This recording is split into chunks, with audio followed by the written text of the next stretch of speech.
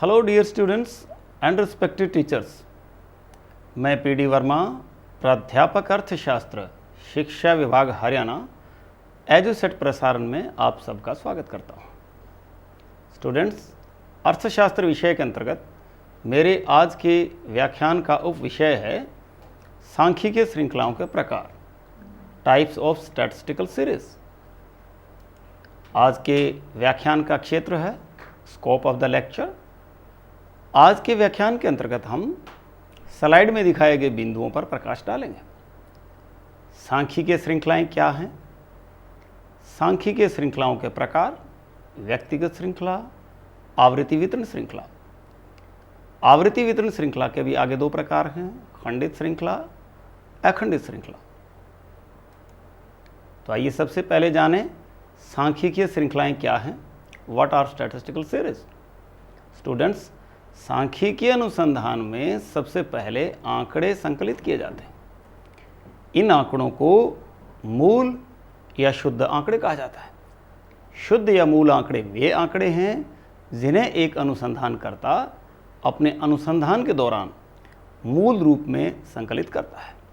ये आंकड़े अव्यवस्थित रूप में होते हैं, इसलिए इन्हें कच्चे आंकड़े भी कहा जाता है।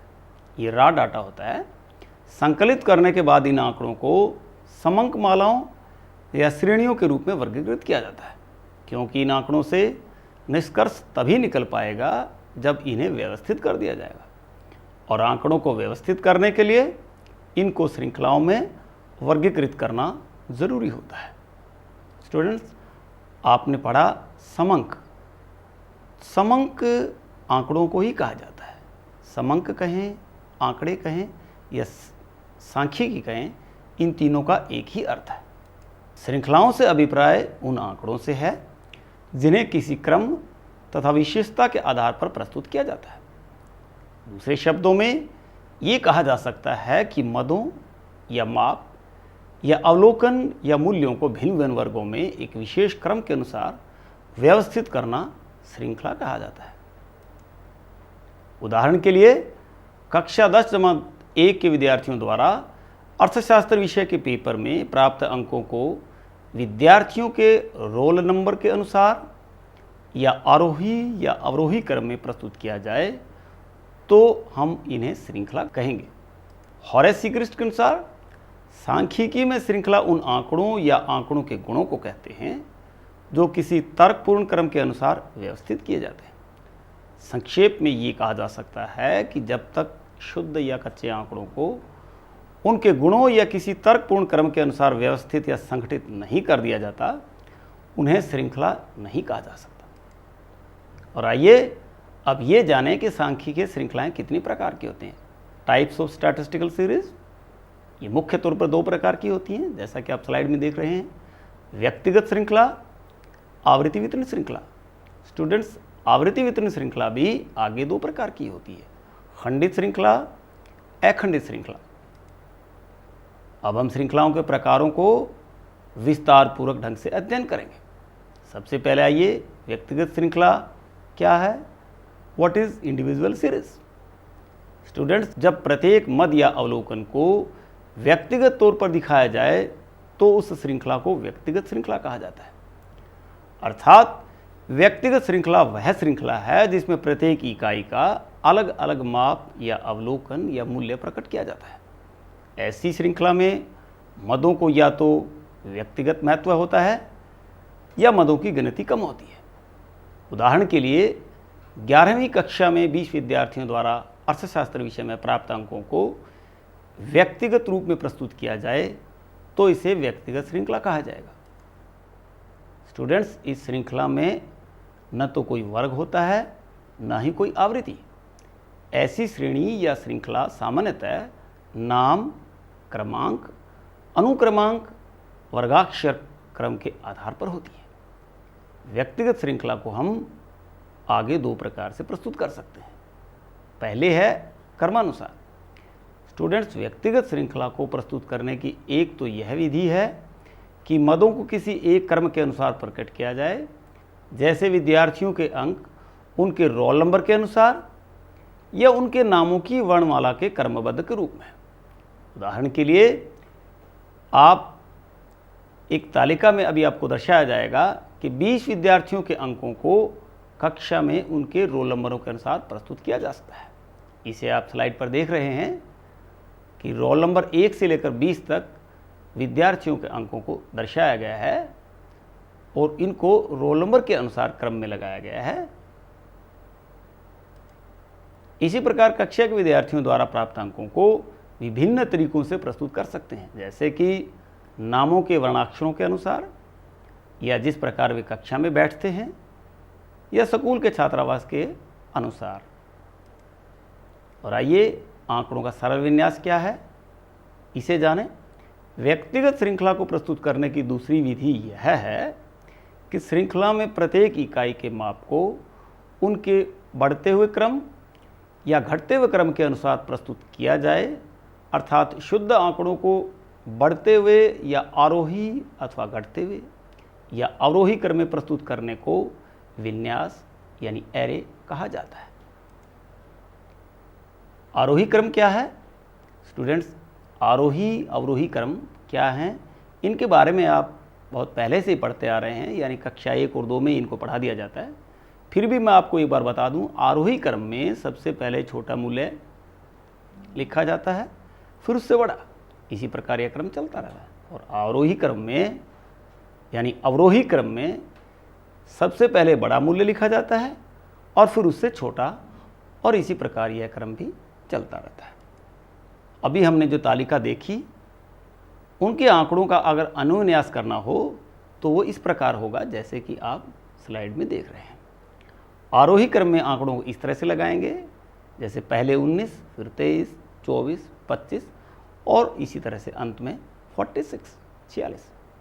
अगर अवरोही क्रम में इसको लिखना हो तो सबसे पहले बड़ा मूल्य यानी 46, 42, 42, 41 और अंत में 19। स्टूडेंट्स, मूल्यों के अनुविन्यास करने पर इन्हें आसानी से समझा जा सकता है और इससे सांख्यिकीय गणनाएं सरल हो जाती हैं। हालांकि आंकड़ों के वर्गीकरण की व्यक्तिगत श्रृंखला एक बहुत ही सरल विधि है, परंतु जब मदों या अवलोकनों की संख्या ज़्यादा होती है तब यह विधि उपयुक्त नहीं रहती। ऐसे में दूसरी विधि यानी कि आवृत्ति वितरण श्रृंखला को प्रयोग किया जाता है। तो आइए अब ये जानें कि आवृत्ति वितरण श्रृंखला क्या है। सबसे पहले तो इसके 2 प्रकार पढ़ेंगे कि आवृत्ति वितरण के आधार पर श्रृंखला को 2 प्रकार से बांटा जा सकता है, खंडित श्रृंखला, अखंडित श्रृंखला।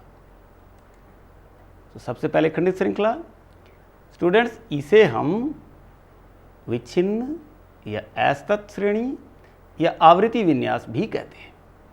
खंडित श्रृंखला वह श्रृंखला है जिसमें आंकड़ों को इस प्रकार प्रस्तुत किया जाता है कि प्रत्येक इकाई का निश्चित माप स्पष्ट हो जाता है। खंडित श्रृंखला में किसी एक मद का मूल्य केवल एक बार ही लिखा जाता है, उसे बार बार लिखने की आवश्यकता नहीं होती। इस प्रकार की श्रृंखला में प्रत्येक मद की अलग अलग रूप से आवृत्ति दी जाती है।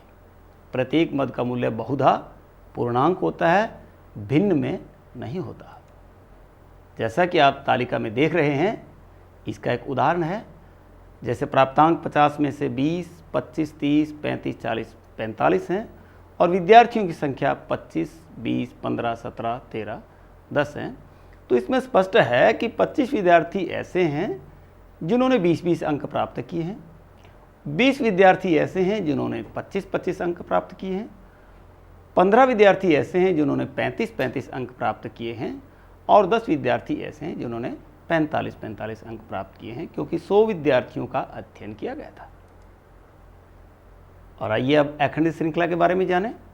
स्टूडेंट्स, अखंडित श्रृंखला को अविच्छिन्न या सतत श्रृंखला यानी कॉन्टिन्यूअस सीरीज या वर्गांतर श्रृंखला या सामूहिक आंकड़ों वाली श्रृंखला या आवृत्ति वितरण भी कहा जाता है।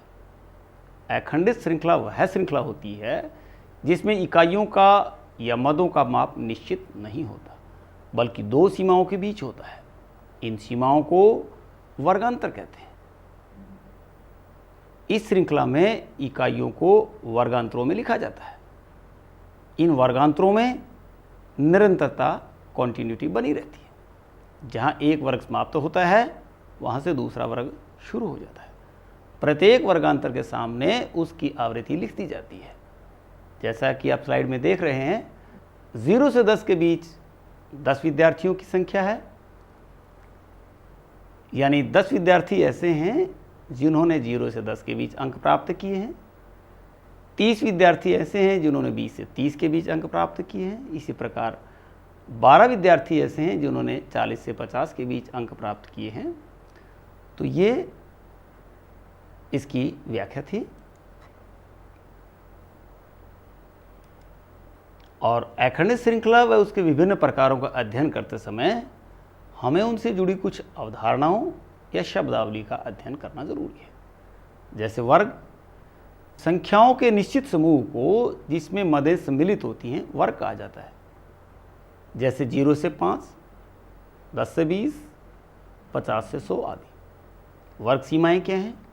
स्टूडेंट्स, प्रत्येक वर्ग की 2 सीमाएं होती हैं, 2 लिमिट्स होती हैं।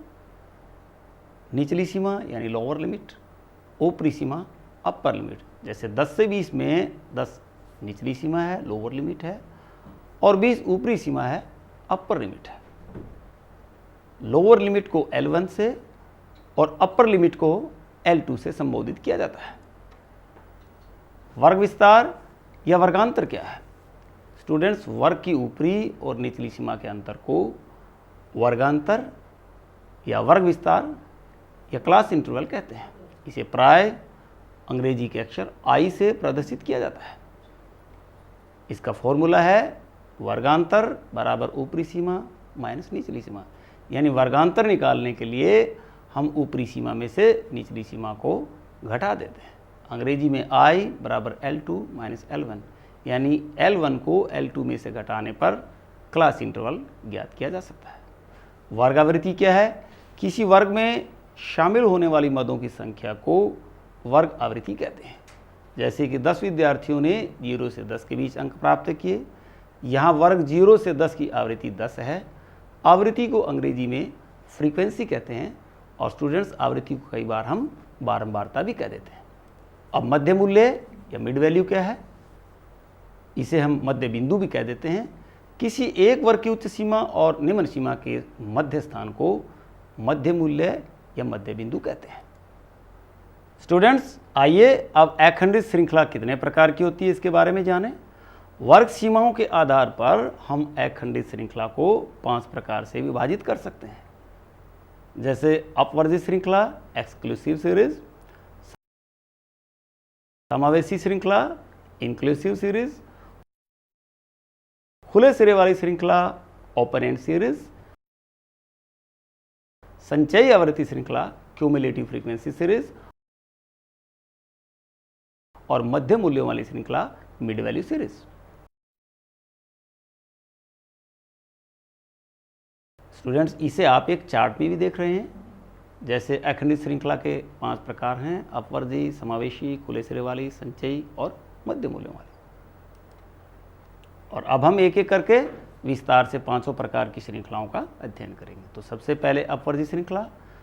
इस श्रृंखला में एक वर्ग की ऊपरी सीमा तथा अगले वर्ग की निचली सीमा एक समान होती है, यानी बराबर होती है। इसे असम्मिलित श्रृंखला भी कहा जाता है। स्टूडेंट्स, इसे असम्मिलित या अपवर्जी श्रृंखला इसलिए कहा जाता है क्योंकि इस श्रृंखला में प्रत्येक वर्ग की ऊपरी सीमा के मूल्य को उस वर्ग में शामिल न करके अगले वर्ग में शामिल किया जाता है। आप इसका एक उदाहरण देख रहे हैं। जैसे वर्ग अंतराल दिए गए हैं, यानी 0 से 10 के वर्ग अंतराल में 0 से 10 तक की सभी मदें शामिल की जाती हैं, परंतु 10 को शामिल नहीं किया जाता। 10 को 10 से 20 के वर्ग में शामिल करेंगे। इसी प्रकार 10 से 20 के वर्ग में 10 से 20 तक की सभी मदें शामिल करेंगे, परंतु 20 को नहीं शामिल करेंगे। इसी प्रकार 20 से 30 के वर्ग में 20 से 30 तक की सभी मदें शामिल होंगी, लेकिन 30 को शामिल नहीं किया जाएगा। आप देख रहे हैं कि जिसमें अपर लिमिट है 10, 20, 30, वो अपवर्जित हैं। इसीलिए इस श्रृंखला का नाम अपवर्जित श्रृंखला है, क्योंकि हम इनको शामिल नहीं करते। अपवर्जित श्रृंखला का एक उदाहरण आप स्लाइड में देख रहे हैं। जैसे 0 से 10, 10 से 20, 20 से 30, 30 से 40, 40 से 50। स्टूडेंट्स, अपवर्जित श्रृंखला की पहचान है कि एक वर्ग की ऊपरी सीमा अगले वर्ग की निम्न सीमा के बराबर होती है। और आप देख रहे हैं पहला वर्ग जैसे 0 से 10 उसकी ऊपरी सीमा 10 है, और अगला वर्ग जिसका वर्ग 10 से 20 है तो उसमें लोअर लिमिट 10 है, यानी पहले वर्ग की ऊपरी सीमा अगले वर्ग की निम्न सीमा के बराबर है। इसी प्रकार दूसरे वर्ग की ऊपरी सीमा यानी 20 अगले वर्ग की निम्न सीमा यानी 20 से 30 में 20 के बराबर है। तो अपवर्जी श्रृंखला की यही पहचान होती है कि इसमें एक वर्ग की ऊपरी सीमा अगले वर्ग की निम्न सीमा के बराबर होनी चाहिए। और आइए अब समावेशी श्रृंखला के बारे में पढ़ें। स्टूडेंट्स, समावेशी श्रृंखला वह श्रृंखला है जिसमें एक वर्ग की ऊपरी सीमा दूसरे वर्ग की निम्न सीमा के बराबर नहीं होती। इसे सम्मिलित श्रृंखला भी कहा जाता है। इस श्रृंखला को सम्मिलित या समावेशी श्रृंखला इसलिए कहा जाता है क्योंकि इस श्रृंखला में एक वर्ग की सभी मदें ऊपरी सीमा के मूल्य सहित उसी वर्ग में शामिल होती हैं। आप उदाहरण के तौर पर देख सकते हैं, जैसा कि आप स्लाइड में देख रहे हैं कि वर्ग अंतराल 0 से 9 में 0 से 9 तक की सभी मदें शामिल हैं, और 10 से 19 में 10 से 19 तक की मदें शामिल हैं। इसी प्रकार 20 से 29 के वर्ग में 20 से 29 तक की सभी मदें शामिल हैं, क्योंकि इसमें 9, 19 और 29 को उन्हीं के वर्गों में शामिल किया जाता है, इसलिए इसे सम्मिलित या समावेशी श्रृंखला कहा जाता है। और इसका एक उदाहरण आप देख रहे हैं, जैसे 10 से 14, फिर 15 से 19, 20 से 24, 25 से 29, 30 से 34। स्टूडेंट्स, ऐसी श्रृंखला में प्राय एक का अंतर होता है, यानी एक वर्ग की ऊपरी सीमा और अगले वर्ग की निम्न सीमा में प्राय एक का अंतर पाया जाता है। जैसे पहले वर्ग में ऊपरी सीमा 14 है और दूसरे वर्ग में निम्न सीमा 15 है, तो इनमें एक का अंतर है, और यही समावेशी श्रृंखला की पहचान है। और आइए समावेशी श्रृंखला का अपवर्जी श्रृंखला में कैसे परिवर्तन किया जाता है, इसके बारे में जानें। समावेशी श्रृंखला का प्रयोग उस समय उपयुक्त होता है जबकि चर मूल्यों में एक निश्चित अंतर हो। अभी हमने जो श्रृंखला पढ़ी, जो समावेशी श्रृंखला पढ़ी, उसके उदाहरण में यदि कोई ऐसा विद्यार्थी है जिसके अंक 14.5 या 19.5 हों, तो ऐसी स्थिति में समावेशी को अपवर्जी श्रृंखला में बदलना बहुत ज़रूरी हो जाता है। समावेशी श्रृंखला से अपवर्जी श्रृंखला बनाने की विधि के बारे में जानें। सर्वप्रथम पहले वर्ग की ऊपरी सीमा एवं अगले वर्ग की निम्न सीमा का अंतर ज्ञात कर लिया जाता है। प्राय ये अंतर एक ही होता है, और उसके पश्चात इस अंतर का आधा करके प्रत्येक वर्ग की निम्न सीमा में से घटाएं एवं ऊपरी सीमा में जोड़ें, तो समावेशी श्रृंखला अपवर्जी श्रृंखला बन जाएगी। इसका एक उदाहरण आप देख सकते हैं। हमने अभी जो तालिका आपको दिखाई, उस श्रृंखला को निम्न प्रकार से अपवर्जी श्रृंखला के रूप में लिखा जा सकता है। आगे आपको स्लाइड में दिखाया जाएगा। यहाँ पहले वर्ग की ऊपरी सीमा एवं अगले वर्ग की निचली सीमा का अंतर 1 है, अतः उसका आधा 0.5 निम्न सीमाओं में से घटाया और ऊपरी सीमाओं में जोड़ा जाएगा। आप देख लीजिए, 10 में से 0.5 को घटाया गया है 9.5, 14 में 0.5 को जोड़ा गया है तो 14.5 है। इस तरह से यह अपवर्जी श्रृंखला बन जाती है। और आइए अब अपवर्जी तथा समावेशी श्रृंखला में अंतर क्या है। सबसे पहले अपवर्जी श्रृंखला में एक वर्ग की उच्च सीमा तथा अगले वर्ग की निम्न सीमा बराबर होती है, उनमें कोई अंतर नहीं होता, जबकि समावेशी श्रृंखला में एक वर्ग की उच्च सीमा तथा अगले वर्ग की निम्न सीमा में अंतर होता है। यह अंतर सामान्यतः 1 होता है। अपवर्जी श्रृंखला में किसी वर्ग की उच्च सीमा के मूल्य को उस वर्ग में शामिल नहीं किया जाता, बल्कि अगले वर्ग की निम्न सीमा में शामिल किया जाता है, जबकि समावेशी श्रृंखला में किसी वर्ग की उच्च सीमा के मूल्य को उसी वर्ग में शामिल किया जाता है। विश्लेषण की किसी भी क्रिया को संपन्न करने से पूर्व समावेशी श्रृंखला को अपवर्जी श्रृंखला में बदला जाता है, जबकि अपवर्जी श्रृंखला को नहीं बदला जाता, वैसे ही रहने दिया जाता है। जहाँ मूल्य पूर्णांक में हो वहाँ समावेशी श्रृंखला अधिक उपयुक्त रहती है तथा अन्य स्थितियों में अपवर्जी श्रेणी उत्तम मानी जाती है। और आइए अब खुले सिरे वाली श्रृंखला क्या है। स्टूडेंट्स, इस प्रकार की श्रृंखला में प्रथम वर्ग की निम्न सीमा तथा अंतिम वर्ग की उच्च सीमा नहीं दी हुई होती, इसीलिए तो इसको ओपन एंड सीरीज कहा जाता है। इसमें प्रथम वर्ग की निचली सीमा के स्थान पर से कम यानी लेस देन और अंतिम वर्ग की ऊपरी सीमा के स्थान पर से अधिक यानी मोर देन लिखा होता है।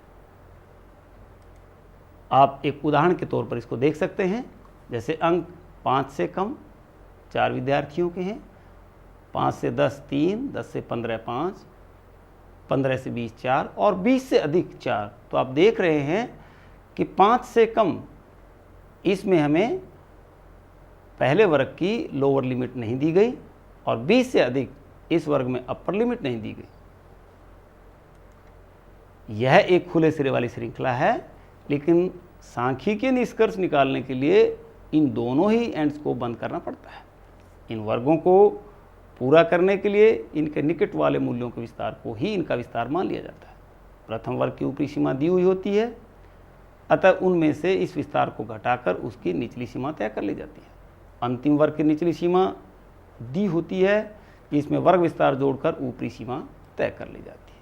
आप उदाहरण के तौर पर देख सकते हैं, अंक 0 से 5 4 विद्यार्थियों के हैं, 5 से 10 3, 10 से 15 5, 15 से 20 4 और 20 से 25 4। स्टूडेंट्स, ये वही उदाहरण है जो आपने इससे पहले देखा, जिसमें 5 से कम दिया हुआ था तो उसका हमने वर्ग बना लिया 0 से 5, और जिसमें 20 से अधिक दिया हुआ था उसका वर्ग बना लिया 20 से 25।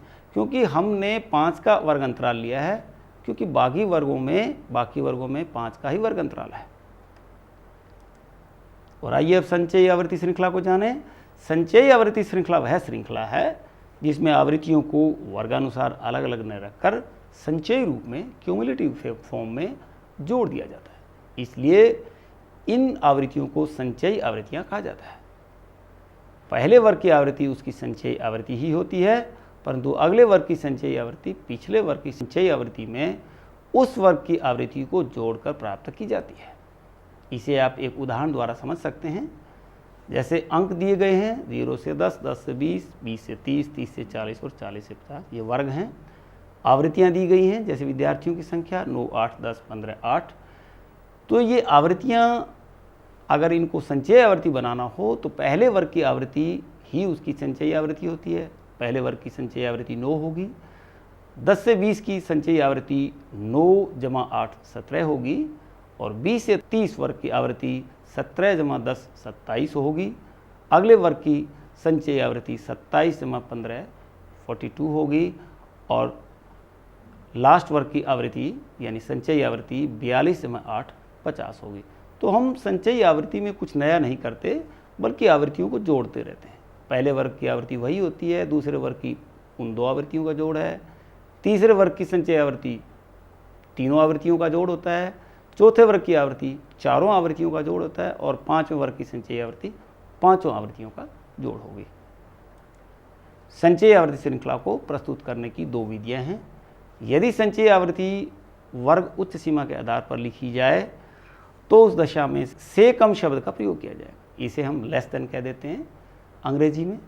यदि संचयी आवृत्ति निम्न सीमा के आधार पर लिखी जाए तो इसे से अधिक शब्द लिखा जाएगा, मोर देन। यदि संचयी आवृत्तियां ज्ञात करनी हो तो ऐसी दशा में प्रत्येक वर्ग की केवल एक ही सीमा लिखी जाती है, या तो उच्च सीमा या निम्न सीमा। इस प्रकार एक निश्चित मद से अधिक मूल्यों वाली मदों या कम मूल्यों वाली मदों की कुल आवृत्ति ज्ञात हो जाती है। जैसे 0 अंक से अधिक अंक प्राप्त करने वालों की संख्या या 10 अंक से कम अंक प्राप्त करने वालों की संख्या। आप एक उदाहरण स्लाइड में देख रहे हैं। यानी संचयी आवृत्ति को 2 प्रकार से दर्शाया जा सकता है, से कम विधि से अधिक विधि से। तो यहाँ जो उदाहरण दिया गया है वो से कम संचयी आवृत्ति वितरण का है। जैसे 10 से कम 9, 20 से कम 9 जमा 8 17, और 30 से कम 27, 40 से कम 42 और 50 से कम 50। इसी प्रकार हम से अधिक संचयी आवृत्ति को भी समझ सकते हैं। जैसा कि आप तालिका में देख रहे हैं, इसमें 0 से अधिक 50 यानी सारी की सारी वैल्यूज ली जाएंगी। फिर 10 से अधिक 50 में से 9 को घटा दिया जाएगा, 41 आएगा। फिर 20 से अधिक 41 - 8 33, और 30 से अधिक 33 - 10 23, और 40 से अधिक 23 - 15 8, और अंत में 50 से अधिक 8 में से 8 घटाया जाएगा तो 0 होगा। यानी दोनों ही आवृत्ति वितरण एक दूसरे के विपरीत होते हैं। और आइए संचयी आवृत्ति श्रेणी की पहचान कैसे की जा सकती है। स्टूडेंट्स, यदि प्रत्येक वर्गांतर में less than, more than, above, below, under, up to, exceeding, not exceeding इत्यादि शब्द मूल्य से पहले लिखे हों तो ऐसी श्रेणी को संचयी आवृत्ति श्रेणी कहा जाएगा। यहाँ यह जरूरी है जानना कि संचय आवृत्तियों का किया जाता है, यानी क्यूमुलेशन फ्रीक्वेंसीज का होता है, मूल्यों का नहीं, वैल्यूज का नहीं। जबकि अनुविन्यास यानी एरे मूल्यों का होता है, वैल्यूज का होता है, आवृत्तियों का नहीं। एक बार फिर बता दूं, संचय आवृत्तियों का किया जाता है, मूल्यों का नहीं, जबकि अनुविन्यास मूल्यों का होता है, आवृत्तियों का नहीं। और आइए मध्य मूल्य वाली श्रृंखला को जानें। मध्य मूल्यों वाली श्रृंखला वह श्रृंखला होती है जिसमें केवल मध्य मूल्य और उनकी आवृत्तियां दी हुई होती हैं। आप जैसा कि स्लाइड में देख रहे हैं, मध्य मूल्य दिए गए हैं 5, 15, 25, 35, 45 और 55, और उनकी आवृत्तियां उनके कॉरस्पॉन्डिंग दी गई हैं 3, 7, 15, 20, 14 और 5। स्टूडेंट्स, मध्य मूल्यों वाली श्रृंखला को यदि साधारण श्रृंखला में बदलना हो तो उसकी प्रक्रिया इस प्रकार होगी। सबसे पहले मध्य मूल्यों का पारस्परिक अंतर ज्ञात कर लिया जाता है, जिसे हम वर्ग विस्तार यानी इंटरवल कह देते हैं, क्लास इंटरवल भी कह सकते हैं। फिर इस अंतर के आधे को प्रत्येक मध्य मूल्य से घटाकर वर्गों की निचली सीमा तथा जोड़कर ऊपरी सीमा ज्ञात कर ली जाती है। अभी हमने जो एक उदाहरण देखा उसमें मध्य बिंदुओं का पारस्परिक अंतर अर्थात 15 - 5 10 था, उसका आधा 5 होगा। प्रत्येक मध्य मूल्य में से 5 घटाने पर वर्ग की निचली सीमा और 5 जोड़ने पर ऊपरी सीमा प्राप्त हो जाती है। जैसे कि आप देख रहे हैं, यदि मध्य मूल्य 5 है, अगला भी मध्य मूल्य 15 है, तो उनका अंतर 10 हुआ, और अंतर का आधा 5, तो 5 को पहले मध्य मूल्य में से एक बार घटाएंगे, 0 आएगा, फिर 5 में जोड़ेंगे, 5 में 5 10, यानी उसका वर्ग बना 0 से 10। इसी प्रकार 15 में से 5 घटाएंगे तो उसकी लोअर लिमिट 10 होगी, 15 में 5 जोड़ेंगे तो उसकी अपर लिमिट 20 होगी। इसी तरह अन्य मध्य मूल्यों के भी वर्ग हम बना सकते हैं। स्टूडेंट्स, आज के व्याख्यान से संबंधित गृह कार्य आप नोट कर सकते हैं। प्रश्न 1, सांख्यिकीय श्रृंखला क्या होती है? What are statistical series? व्यक्तिगत श्रृंखला से क्या अभिप्राय है? निम्नलिखित श्रृंखला को अवरोही क्रम में क्रमबद्ध करें। 17, 13, 22, 15, 32। स्टूडेंट्स, ये पहली दूसरी कक्षा का सवाल है। आपको 17, 23, 22, 15 और 32 को अवरोही क्रम में लिखना है। अगला प्रश्न, खंडित श्रृंखला से क्या अभिप्राय है? एक उदाहरण द्वारा इसको स्पष्ट करें। और अंतिम प्रश्न, अपवर्जी तथा समावेशी श्रृंखला में अंतर स्पष्ट कीजिए। स्टूडेंट्स, आज का व्याख्यान यहीं पर समाप्त होता है। Thank you and have a nice day.